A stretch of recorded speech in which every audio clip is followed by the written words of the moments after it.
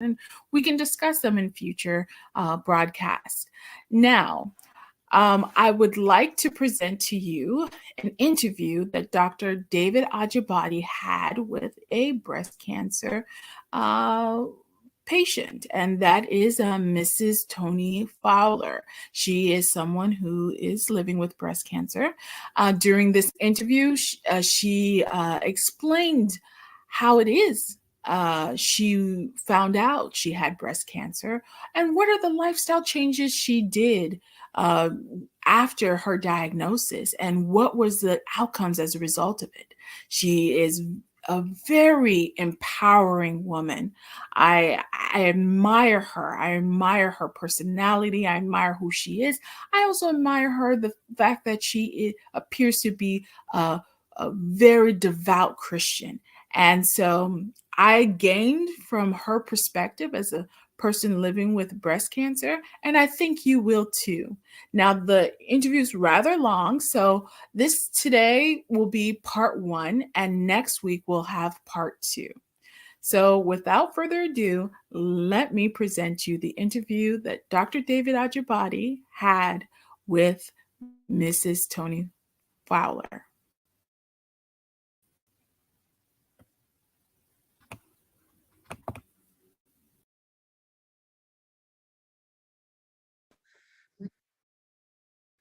Well, hello everyone, and welcome to Your Health in Your Hands. My name is Dr. David Ajibade with the Brain and Body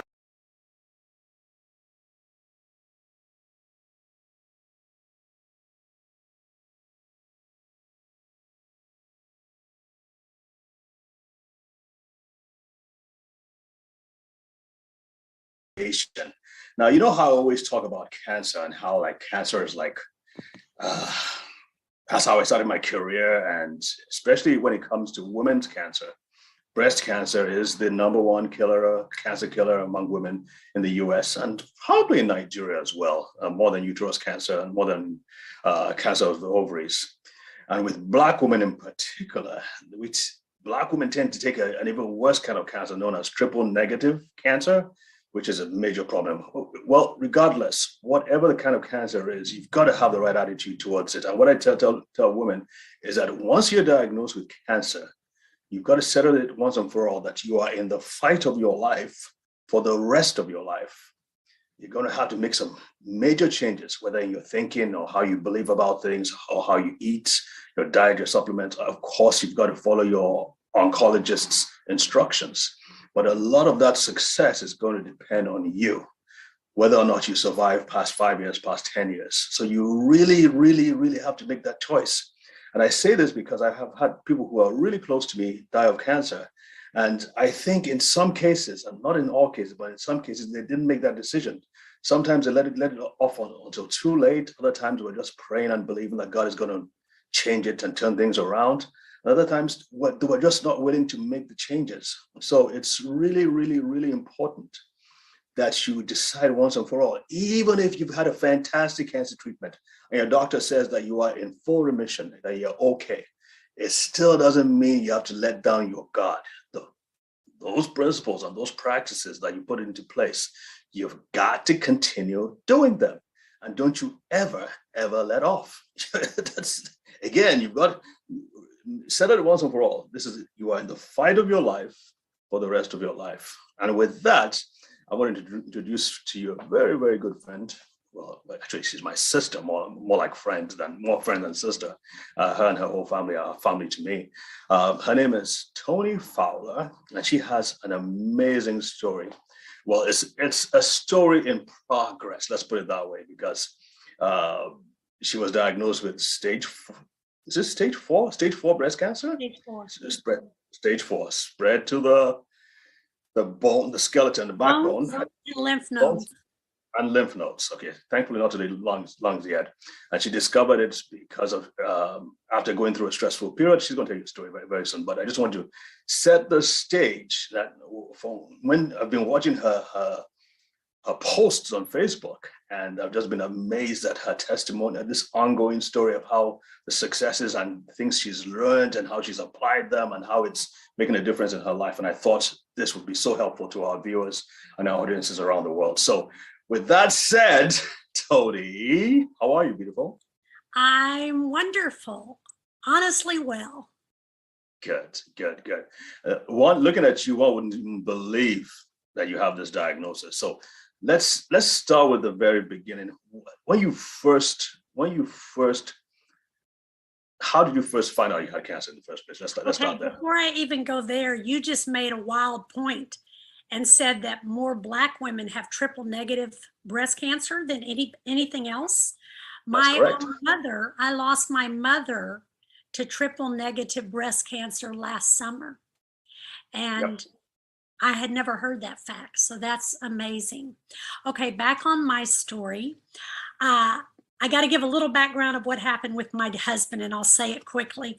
But February 23rd, my husband went into the hospital for an open heart surgery because they found a golf ball sized tumor in his heart. And the first surgery went well. They took it out. Everything was good. And 8 minutes into recovery, he sat up in his bed, panicked from the ventilator in his throat, and tore open his aorta and bled out. He lost 2 quarts of blood in the first minute. To make a long story short, they rushed him back into open heart again. He was in a coma for 5 weeks. He lost 49 units of blood and plasma they had to replace over that time. And you know, our bodies only hold 10 units. He had 6 strokes. After almost 6 weeks, he came back to life when they were ready to pull the plug. And I told him not yet. It was a Monday and they gave me this big spiel. And I said, by Thursday, he'll be awake. Well, when I told my kids that, 3 others confirmed they had gotten by Thursday also. Sure enough, Thursday, he woke up and we began working on rehab. He couldn't even. That is amazing. Hang on just a minute. You said they were going to pull the plug. In other words, going to let pull the plug as in pull the plug? Yes, because he was taking too long to come to. And yet, oh, I must back up. This is a part of what I want to give everybody. So at the beginning of the year, and I'll keep my track going. At the beginning of the year, my whole family comes up with a word for each one of our lives that we believe, we feel impressed with, that that's what we're supposed to work on in our life that year. And the word hope kept coming to me. And I thought, I don't need more hope. I have more hope than anybody I know. You know, I trust God with everything. So after I heard it 3 or 4 times, I said, Father, if this is really you, I need you to confirm this to me. And I never argue with the Lord, but I just couldn't even believe he was giving me that word. And so I opened up within an hour. I opened up an old purse and I pulled out a rock and it's had hope engraved on it.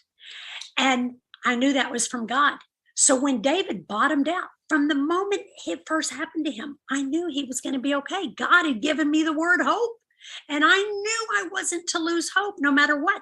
So when the doctors said, hey, look, he's not having enough he died for 20 minutes. No blood going to any organs for 20 minutes. After 6 weeks, he's not coming to. They said, we really think if he doesn't come to, we need to pull the plug. And I said, nope, he's coming back to life on Thursday. And he did. He did. So after that, it's been a huge road to recovery. He stayed in the hospital another 6 weeks. And then he's been home. And he's doing better all the time. So anyway, back on my story and how it tied in. 8 days into his coma, I was struck with the most severe pain I've ever had in my entire life in my right shoulder blade. And I started living on Advil to deal with the pain because I went and saw him every single day he was in the hospital, like 6 to 8 hours a day. And I'm leaning over in his bed, helping him, taking care of things. And it was so much pain. Well, then within a week, it had rotated around to the front and my ribs hurt so badly. I knew they were broken somehow and I had no idea how. Well, I keep continuing in the worst pain that's getting worse and worse all the time for 6 weeks. And I'm living on Advil, right, to deal with it. And after about 6 weeks of this, well, he was in the hospital 12 weeks. So after 2 weeks before he got out of the hospital, one Saturday night, I was in so much pain. I was laying in bed just dying and crying. And I called him at 4 a.m. in the hospital. He's awake. And I said, honey, this is just horrific. I think I need to go to the ER. And he said, well, check your blood pressure. And I did, and it was 188. So I got my son, Isaac. What? Question? 188 over what? I don't know, but the top number was 188. That was bad enough to me. Dave said, get to the ER. So I went into the ER, and they did a CAT scan. And they came out to me and they said, you have stage 4 breast cancer that's in your lymph nodes and your spine, 3 different places, and you need to get into a doctor immediately. Well, you know, I'm not somebody I thought would ever have breast cancer. I breastfed 10 kids for 25 years straight. And I thought I was just all cleaned out as anybody could ever be. I live in a state of total intentional forgiveness and peace every day of my life. I guard my heart with forgiveness and peace. So I was so stunned that I could have cancer, especially breast cancer, but it didn't hit me below the belt, under the skin. I wasn't freaked out. It wasn't even worth crying to me. I literally got in the car with my son, Isaac, and I said, you know what? It's par for the course for this life. I'm going to beat it, and I'm going to be better off for it. I'm going to come through this stronger and better than I've ever been. And that was my decision from moment one. And I'm not somebody who likes to, I won't live in a dark place. I won't live without peace. I don't live in a place that I don't want to be in my own head. I have learned how to have peace and joy no matter what's going on. I can talk about that more later. But that very day, I decided I would change my diet. And that day, I radically changed everything I was doing. And real quick, Sure. I wanted to, first of all, I want to ask as to why it was diets that was the first thing that came to mind. But before you answer, I want to quickly say this, that is so important, the way you reacted or responded to that diagnosis. And I think those first few seconds and minutes after one receives a diagnosis are crucial. They make the difference between, in my opinion, life and death. As you know, I started my career as a cancer doctor. And what we would do, most times when we would start treating the patient, you already knew it. They were already defeated. They already felt that they were going to die. Their mother died from it. Their father died from it. They're going to die from it as well. And it's so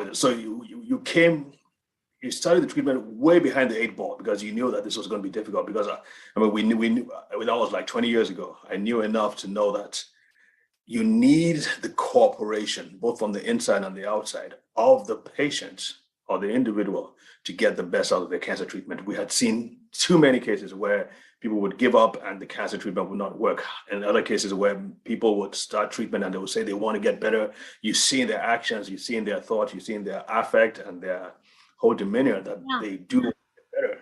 And that makes a difference. So what I used to do, and I don't know if I told you this before, Tony, was that I would say, well, listen, and I worked in a place where there were Muslims. It was predominantly a Muslim city. And because they knew that I was there to help them, I would say, listen, I'm going to take you to a passage in the book of Proverbs that says that a heart at peace, and this is to your point, a heart at peace gives life to the flesh. Amen. That's Proverbs 14:30. I started all my patients with that. I would say, okay, let's read this. So if I'm going to help you, you want to make sure that you have a positive, and I would say, all kind of a positive or a good outlook, because if you don't, if you're always depressed, if you're always unhappy, if you think that you're not going to get better, then you won't get better, and everything I'm going to be doing will be a waste. So again, to your point, this is so crucial that you knew enough to respond in that way. So good on you. Now tell us why you decided to think about it. Well, you know, it's so universal when something terrible happens to any of us that we go, why me? Why me, God? Why would you do this to me? I just learned a long time ago, through a lifetime of all kind of trials, that's not the question to ask. Okay, maybe why me? Like, why did I get this? Like, what can I learn? And Right. I have a real good friend, Carlton Pearson, who I talked to early on, and he had cancer 20 years ago. And he said, I just decided I was going to let cancer be my teacher. And once I was through learning what I needed to learn, I let it go and it left me.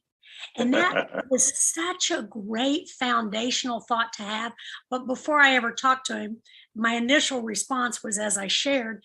And then that first day, I spent the day in bed. It's the only day I didn't go see my husband in the hospital. And I decided the one thing I know that I could attribute this to on any level was my diet. And honestly, I ate pretty well. Most people tell you I ate healthy. But you know what? I turned 60 2 weeks before I got my diagnosis. For 60 years, I've never pigged out. I'm not one who eats too much. My mother limited us to 2 cookies, to everything so I've just never been one to pig out. But I ate what I wanted when I wanted, right? And that day I decided I have 10 kids, as you know, and I bake all the time for them. I used to bake all the time. I've gotten way away from it over the last few years, trying to cut out sugar. And actually, since Thanksgiving, I had decided to cut out sugar. And when I was spending all that time in the hospital, you'd be proud of me, Dio. Never once did I get anything out of a vending machine. I never splurged. I never pigged out and thought, okay, I deserve this. I would eat 1 salad a day. And I believe it's the way I was eating in the hospital that even helped me get to where I am. So that day in bed, the first day I found out, I thought, I'm cutting out sugar. I have to cut out sugar. And I am not a big vegetable fan. And I know I need vegetables. And so I started that day radically change my diet. And I want to tell you something of what I've done, because anybody can incorporate this. I started drinking more than I eat of healthy natural juices like vegetable juices, green juices, not so much fruit juice. I learned very quickly on that I had too much sugar in my system and was told I needed to stay away from even fruit. So what I do, I get up every morning and have this pure cranberry juice cocktail that's healing for the gut. And then I've learned from you and others that fasting is fantastic to kill cancer. And so I basically am only eating 2 or 3 hours a day, and I'm fasting a good 20, 22 hours of the day. Oh, but wow. in my yes, I knew you'd be happy with that. I am. In my fasting, I drink 1 or 2 green drinks, protein drinks, and I feel really good. And then about 5 o'clock, I usually have a big green salad. And some days I have clean meat with that, organic, grass-fed meat. Yeah. And I just feel so good all the time. So let me tell you this. When I left the ER, they gave me strong pain meds, right? And I took those for about 3 weeks. And then I realized I was having no more pain. And since I was 3 weeks into this journey, sometime early May, I haven't taken pain pills or anything because I feel no more pain.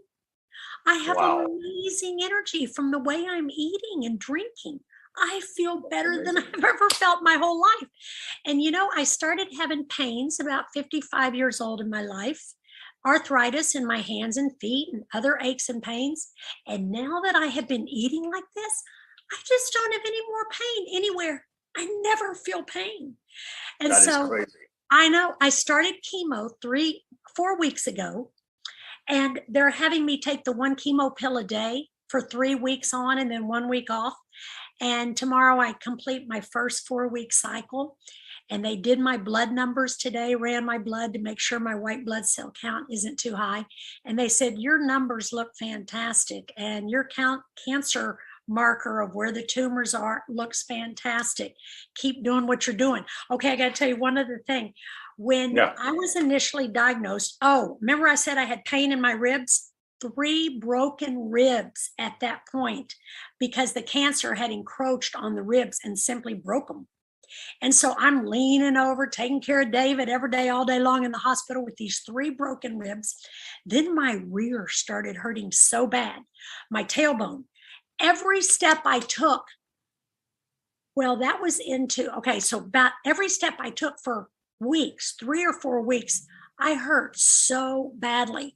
And I learned that the cancer was so bad in my tailbone that they told me if I didn't get surgery imminently, that there was a compression going on because of the cancer. They said, until we can get you your appointment with the surgeon, if your legs ever go numb or weak on you, within 48 hours, if you don't get in for that surgery, you'll be paralyzed for the rest of your life. Wow. Even when I heard that, I'm like, oh, bullharky, I'm not going to be paralyzed and I'll get in there by the time I need to. And I just had so much peace through the whole process. I knew the Father was taking care of me. I was doing the huge thing I knew I could do. And I kept examining my heart and asking the Lord if there's anything he wanted to show me, but I knew it was my diet mostly. And so as I was doing that, I believed the Lord was going to take care of me. So when I finally got my big MR, my 2.5 hour MRI, and then I saw the surgeon, he said, you don't even need surgery anymore. You don't have any issue here. He said, whatever you're doing, you keep doing because you're in fantastic shape. He didn't say to me, the cancer's gone. He just said, you don't need surgery whatsoever. Wait, back up. So what happened to the 3 spots in your spine? I don't know exactly, because by the time the MRI, I told you, after they did the MRI, my report said I had lesions, unlimited lesions, it said. Unlimited lesions of cancer all over. Unlimited. Unlimited. I think that was the word they used. But by the time the surgeon looked at my MRI results, he said, you don't need surgery. So, that's crazy. I don't know. My pain just quit hurting in my tailbone. I feel no pain anywhere.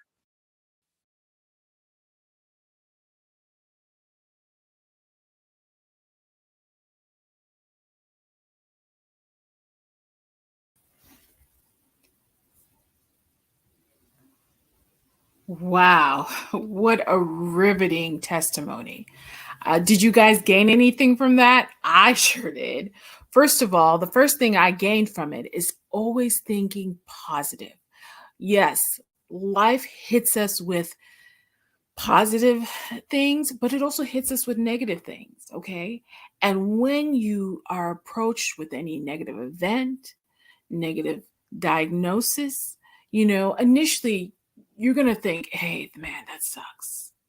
But see that as something positive, just like Mrs. Toni Fowler did.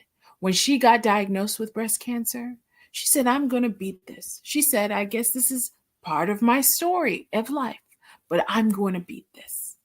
And there is so much research that is done about the mind and body connection. If you think positive, your body reacts positively.